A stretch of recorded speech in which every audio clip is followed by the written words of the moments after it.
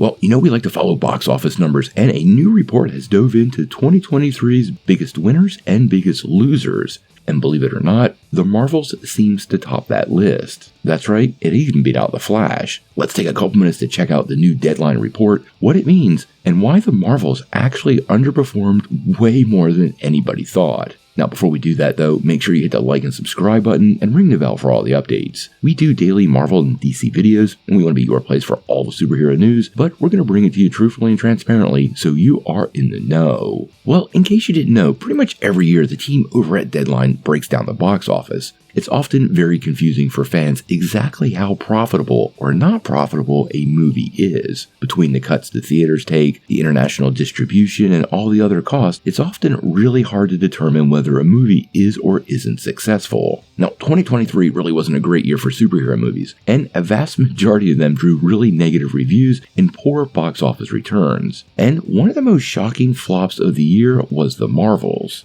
If you jump in the time machine and go back to 2019, Captain Marvel made over $1 billion. And throw in the fact that Monica Rambeau was so well received in WandaVision, and fans seemed to like Ms. Marvel, well, it was pretty shocking how poor the movie did. Now, to be fair, it did do $206 million globally. But the trade broke down all the details, and the movie had a huge net loss. Now, according to Deadline, when all is said and done, the movie actually lost $237 million.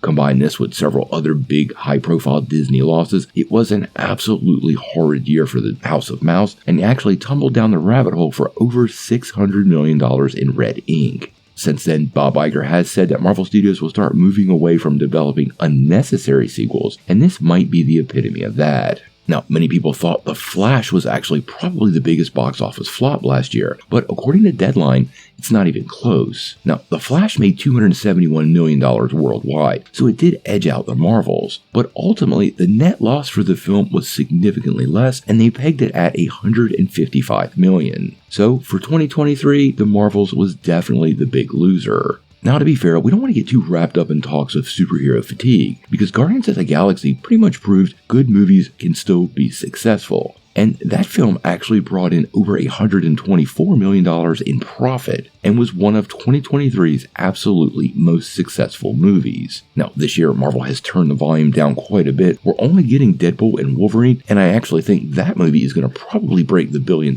mark given the amount of hype, the return of Hugh Jackman, and some of the cameos that might appear. But I think Marvel trimming back the output will definitely improve the results, and the Marvels, I think, just basically fell victim to too much, too fast, and given how divisive the fan base is on some of the characters, well, I'm not too shocked it was such a big failure. How the next couple of years go and when these characters show up again, we're gonna have to wait and see.